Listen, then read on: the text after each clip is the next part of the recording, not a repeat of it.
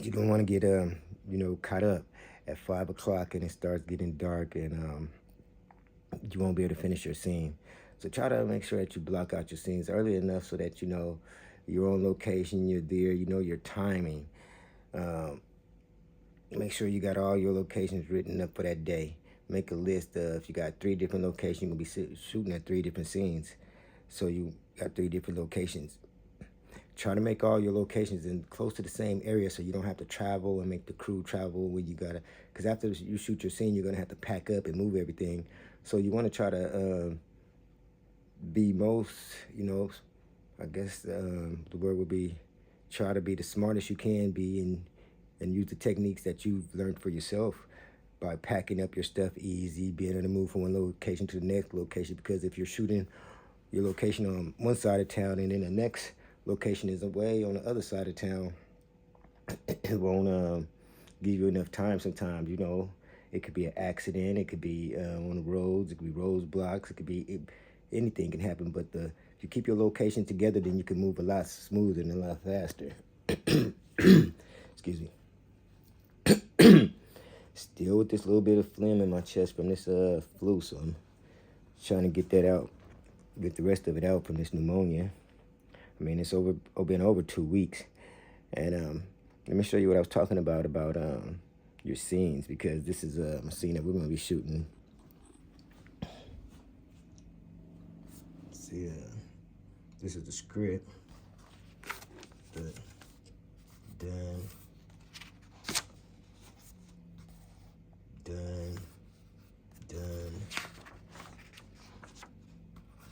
This is actually what script look like. It's scenes, numbers that I'm gonna be shooting.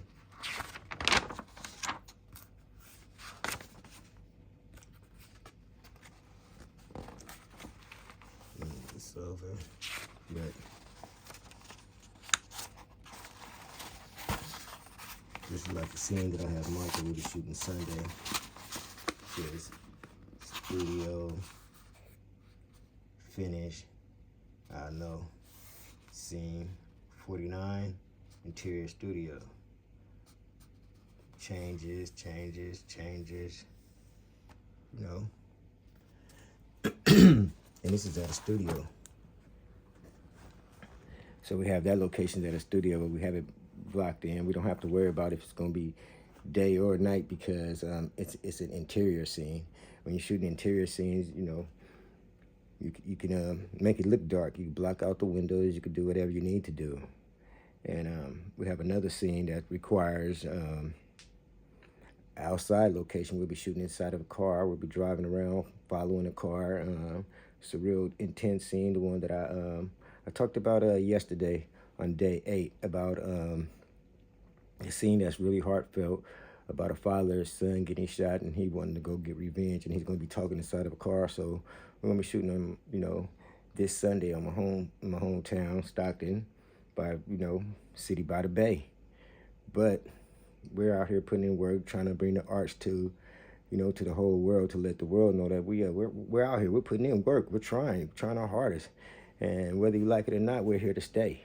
So we're here to put in this work to get it done.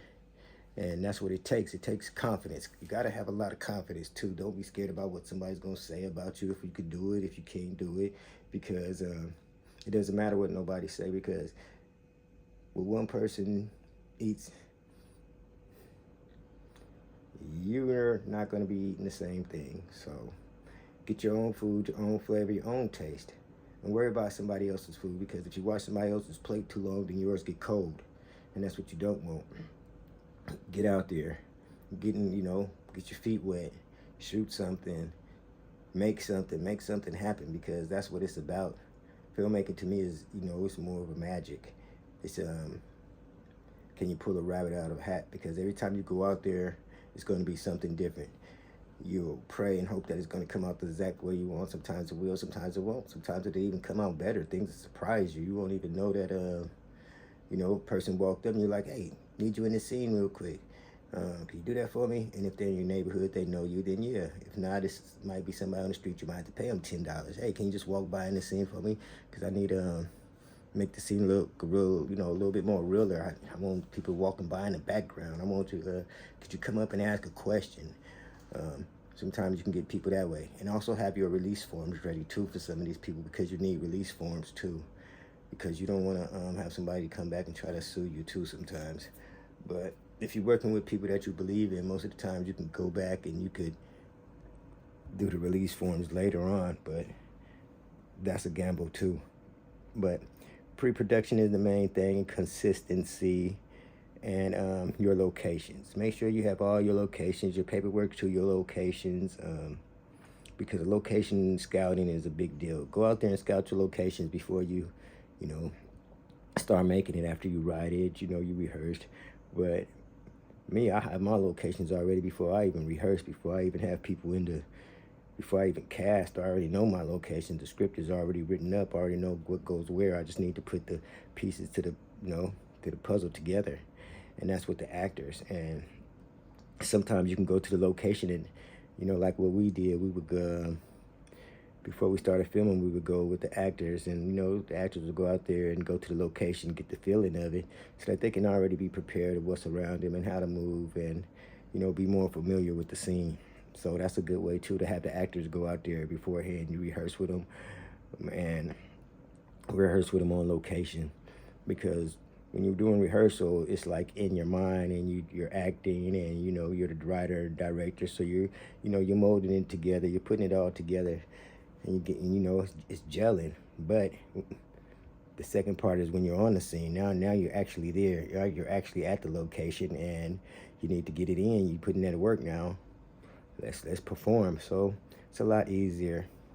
I mean, in this one, we have locations as in liquor stores, houses, apartments, streets, parks, hospital riding around.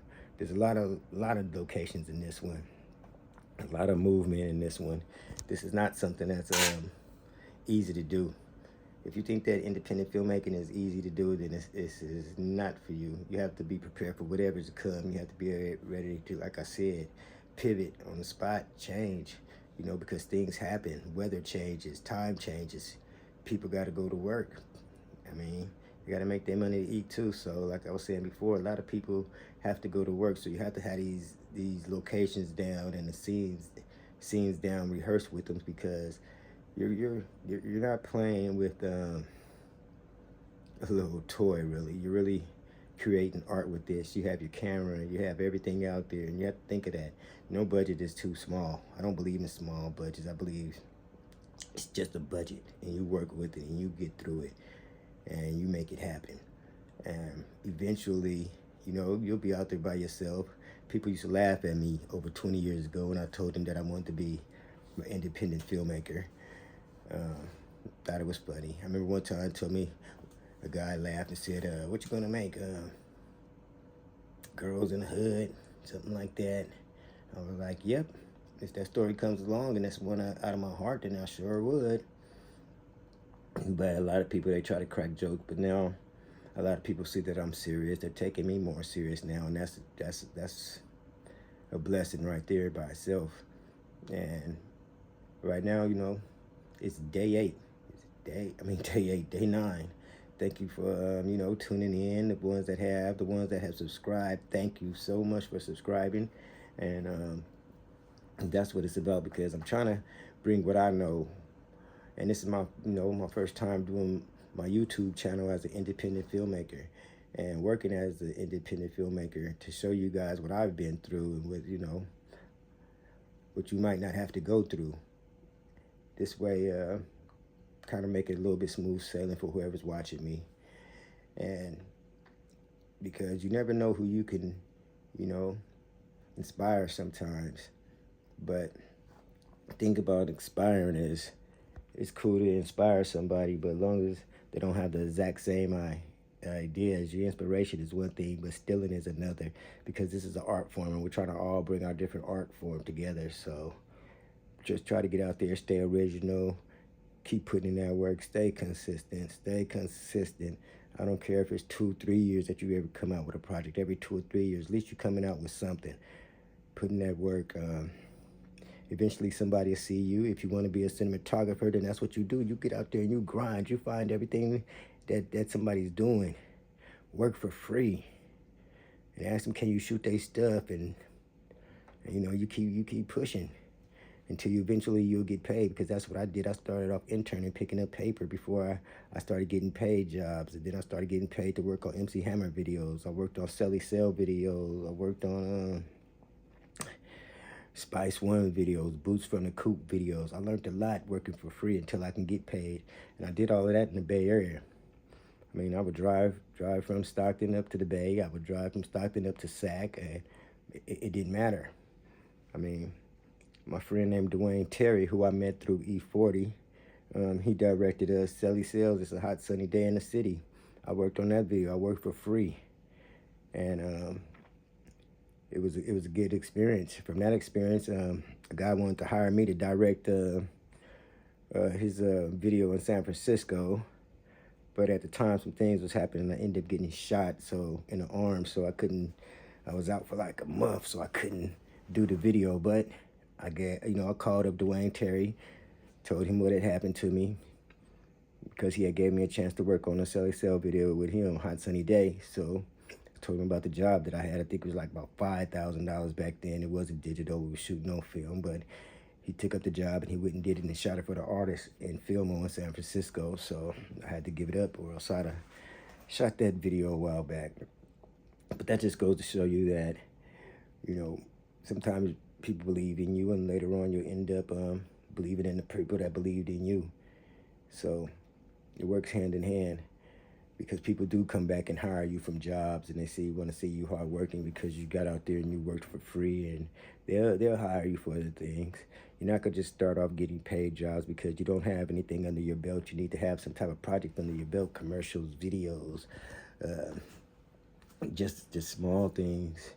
But at least them small things, they add up, because you get better at your craft, at filming, at directing, at acting, at lighting, at the different positions. If you want to be a gaffer, set up the lights and get all the things, then that's what you should do. Go talk to a gaffer, a grip. I'm in a grip, go talk to a grip. Gaffers, they, setting up, they do the lighting and all of that. You can go talk to them if that's what you want to be. But doing your homework, read a lot of books, try to get on sets, whether they're small or big, because no set is too small. You can learn from every set there is, just as long as you have your heart and this is what you want to do. Because I'm going to tell you again, filmmaking is not a sprint, it's a marathon. And that's what it is. It's not overnight. Nobody's not coming to get you and save you. Nobody's coming to get you. So you have to put that work out there so that they can see it, and eventually they'll want to work with you. And make sure your contracts is straight, because I've written a movie and stuff, and you got to make sure your contracts is straight. And always, like I said, on your contracts, make sure there's an exit clause. Exit clause is how do you get out the contract. So you make sure that there's an exit clause in your contract, because you want to be able to get out of contract anytime that you want to, not them making you stay in the contract, because that's how they get you. Because I had a contract from some managers in Hollywood, and they told me that they wanted to sign me, but all my checks would be going to them first. And I didn't like that, so I didn't do the deal. The company ended up folding anyways for management, so it didn't work out. Before I go, once again, I like to say, my heart goes out to all the independent artists and just all of the people in Hollywood, because this fire is something else and nobody expected, and it's going to take a little bit to recover from, but it'll recover. Hollywood always recover, and LA recovers. It's just a sign of change right now, and I'm sorry it had to go this way for a lot of people. And like I said, keep pushing, striving for the best. My name is Keith Lee, writer and director from Stockton, California, the 209, the city by the bay.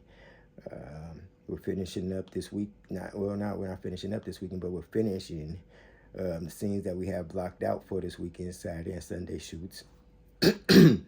So we'll be getting in the field no matter what the weather. We'll be out there in the weather. So stay tuned and keep up with me. Hit that subscription button, hit that notification bell. It'll be videos. I'll start doing some videos outside too. It's not going to be always in my house right here behind, with this background and stuff. I'm just learning. I'm learning how to talk on here, and I'm learning how to express myself more and more each day.